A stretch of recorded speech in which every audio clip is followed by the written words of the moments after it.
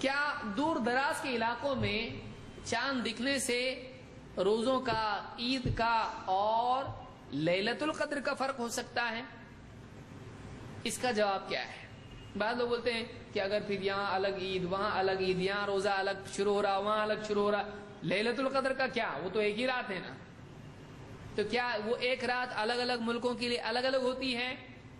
بلا شبہ الگ الگ ہوتی ہے، اس لیے کہ آپ دیکھیے ایک ملک سعودی میں، حجاز میں اگر مثلا مغرب ہو رہی ہے 7:30 بجے ہیں، اس وقت میں میکسیکو میں، فیجی میں اور دوسرے علاقوں میں اس وقت میں دن کے 9:30 10:30 بجے ہوتے ہیں، تو کیا آپ جبریل اس وقت اتر رہے ہیں؟ رات تو ہے نہیں اس وقت میں۔ تو جب سعودی میں رات ہے، دنیا میں کسی ملک میں کیا ہے اس وقت میں؟ دن ہے، تو ان کی رات کب ہے؟ جب رات آئے گی، تو جب ان کی بھی رات آئے گی تب رات آئے گی۔ تو اس میں لیلۃ القدر ہر علاقے کی اپنی ہوتی ہے یا انٹرنیشنل ہوتی ہے؟ ظاہر بات ہے انٹرنیشنل اگر وہ ہے تو ایک وقت میں رات ہے کسی علاقے میں، تو وہاں جبریل جا رہے ہیں، وہاں پر فرشتے اتر رہے ہیں، وہاں پر فضیلت ہے۔ باقی علاقوں میں کیا؟ وہاں تو دن ہے، ہماری رات گئی نا، تو آئے گی تمہاری بھی رات، تو ویسا ان کی بھی آئے گی، تو ایک وقت میں وہ ہوتا ہے؟ نہیں ہوتا ہے۔ آپ دیکھیے حدیث میں ہے کہ جب رات کا 1/3 حصہ ہوتا ہے تو اللہ تعالیٰ آسمان دنیا کی طرف نزول کرتا ہے، تو وہاں جہاں کی رات ہے وہاں کا ہے نا کہ ساری دنیا میں ایک وقت میں ہوتا ہے، جہاں کی رات ہے وہاں کا معاملہ ہے۔ تو اس کو یاد رکھیں، بہت سارے لوگ کنفیوز ہو جاتے ہیں اور لیلۃ القدر سے ثابت کرنے کی کوشش کرتے ہیں کہ ساری دنیا میں ایک چاند ہونا چاہیے، تو ایسا نہیں ہو سکتا ہے، کیونکہ کچھ علاقوں میں تو دن ہوتا ہے، جہاں حجاز میں لیلۃ القدر چل رہی ہوتی ہے، باقی علاقوں میں اس وقت میں دھوپ نکلی ہوتی ہے۔ بہرحال اس بارے میں صحیح بات کیا ہے؟ قریب تابعی ہیں اور مسلم کی روات میں سے، کوئی آدمی ان کو ضعیف کرنے کی کوشش نہ کرے۔ بہت سے لوگوں نے کہا کہ قریب معتبر تھے کہ نہیں، کیا معلوم، اس لیے ابن عباس نے قبول نہیں کی روایت، ان کی خبر۔ قریب مسلم کے راویوں میں سے معتبر راوی ہیں۔ قریب کہتے ہیں، اور ان پر کسی کی جرح میرے علم میں تو نہیں ہے، کسی نے جرح ہی نہیں کی ان کے اوپر، کہتے ہیں کہ ان ام الفضل بنت الحارث، ام فضل بنت حارث نے بعثته الى معاویہ بالشام، ان کو حضرت معاویہ کے پاس کسی کام سے بھیجا، شام ایک ملک ہے وہاں بھیجا، سیریا۔ قال فقدمت الشام فقضيت حاجتها، کہتے ہیں میں شام پہنچا اور جو کام مجھ کو انہوں نے دیا تھا میں نے وہ کام کیا۔ واستهل علي رمضان وانا بالشام، میں شام میں تھا اور وہیں پر چاند ہلال دکھائی دیا۔ فرأيت الهلال ليلة الجمعہ، تو میں نے جمعہ کی رات میں ہلال دیکھا، جمعہ کی رات میں ہلال دیکھا۔ ثم قدمت المدینہ فی آخر الشہر، پھر میں مدینہ آیا، اور مدینہ کب آیا؟ رمضان کا مہینہ شروع ہو چکا تھا اور مہینے کے اخیر میں میں مدینہ پہنچا۔ فسألنی عبداللہ ابن عباس رضی اللہ عنہما، تو مجھ سے عبداللہ ابن عباس رضی اللہ عنہما نے پوچھا، کیا پوچھا؟ ہلال کے بارے میں اور سارے معاملات پوچھے وہاں کے۔ ثم ذکر الہلال فقال متى رأيتم الہلال، ہلال کا ذکر آیا تو انہوں نے پوچھا تم نے کب ہلال دیکھا؟ فقلت رأيناه ليلة الجمعہ، میں نے کہا کہ ہم نے جمعہ کی رات کو ہلال دیکھا تھا۔ فقال انت رأيته، پوچھا تم نے دیکھا تھا، یعنی خبر ہے یا دیکھا تم نے خود بھی؟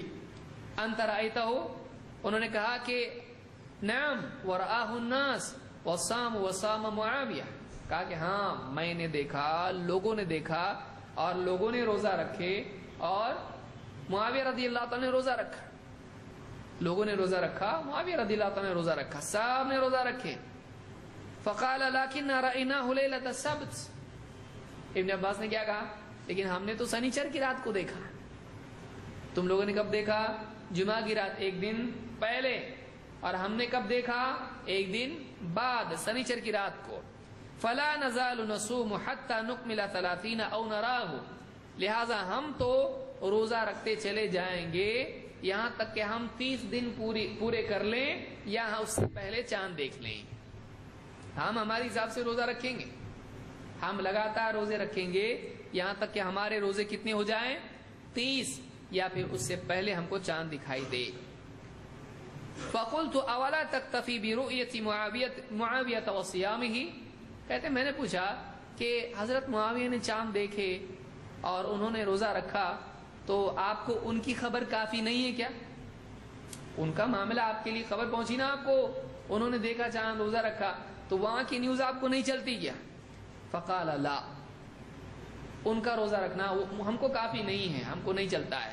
لا ہاکذا امرنا رسول اللہ صلی اللہ علیہ وسلم، ہم کو اللہ کے رسول صلی اللہ علیہ وسلم نے ایسا ہی حکم دیا ہے جیسا میں بتا رہا ہوں. سوال یہاں پر یہ ہے کہ اگر وہاں کی خبر یہاں چلتی ہے، ظاہر بات ہے کہ پھر ایک روزہ کیا ہو گیا؟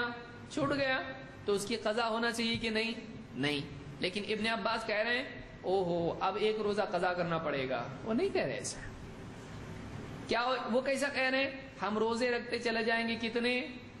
30. اگر ایک دن وہاں روزہ ہو چکا ہے تو 31 کا مہینہ ہو سکتا ہے کیا؟ نہیں. تو معلوم ہوا کہ یہاں کی 30 ہو سکتے ہیں. اگر ایک دن پہلے کہیں اور چاند دکھائی دیا تو بھی کسی ملک میں 30 ہو سکتے ہیں. ہو سکتے ہیں کہ نہیں ہو سکتے ہیں؟ مدینہ میں ہو رہے ہیں، مدینہ میں ہو رہے ہیں کہ ایک دن پہلے شام میں چاند دکھائی دینے کے باوجود مدینہ میں 30 دن ہو سکتے ہیں. کون کہہ رہا ہے؟ ابن عباس. اور اس روزے کی قضا کا کوئی جملہ انہوں نے نہیں کہا. نہ مدینہ میں کبھی اس طرح کی قضا ہوئی ہے، ہسٹری میں کبھی ایسا آیا نہیں.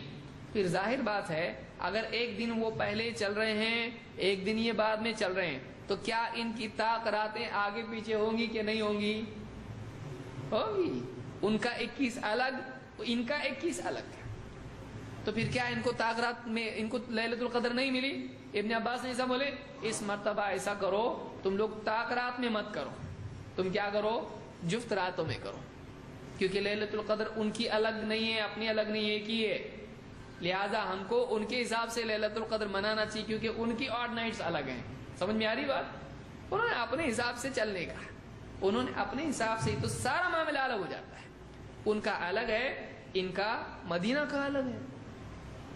تو مدینہ کا الگ ہو رہا ہے اور کسی صحابی کا اس میں اختلاف دکھائی دیتا ہے آپ کو. صحابہ نے کہا ایسا کیسا؟ وہاں پہ دکھائی دیا نا چاند، تم منانا چاہیے. وہاں پہ ایسا اختلاف ہوا، مدینہ میں کبھی نہیں ہوا ایسا. تو یاد رکھیے کہ جس علاقے میں ہم ہیں اس علاقے کی رؤیت کے اعتبار سے ہم چلیں. اس میں بہت تفصیل ہے، میں کبھی انشاءاللہ تفصیل سے مستقل اسی موضوع پہ گفتگو کروں گا. یہ بہت پیچیدہ موضوع ہے، لیکن اس روایت کو ہم نظر انداز کر کے نہیں جا سکتے ہیں. یہ صحیح مسلم میں روایت موجود ہے ابن عباس کی، اور اس میں صحابہ کا کوئی اختلاف ہم کو دکھائی نہیں دیتا. بعد میں علماء کا بہت سارے اختلاف اس میں ہے.